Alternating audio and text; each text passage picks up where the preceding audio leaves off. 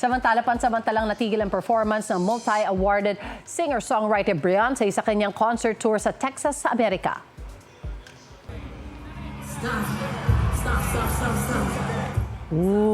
Kuha yan sa concert ni Beyoncé nitong Sabado sa Houston. Nasa ere at sakay ang singer ng props na kotse nang magkaaberya at tumagilid ito. Napakapit ang singer sa flagpole para bumalanse. Napahiya ang audience sa kaba para sa singer.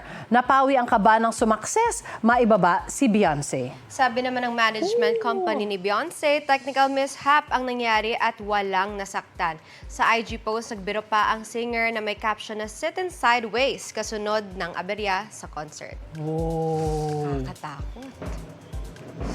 Igan, mauna ka sa mga balita, mag-subscribe na sa GMA Integrated News sa YouTube para sa iba't ibang ulat sa ating bansa.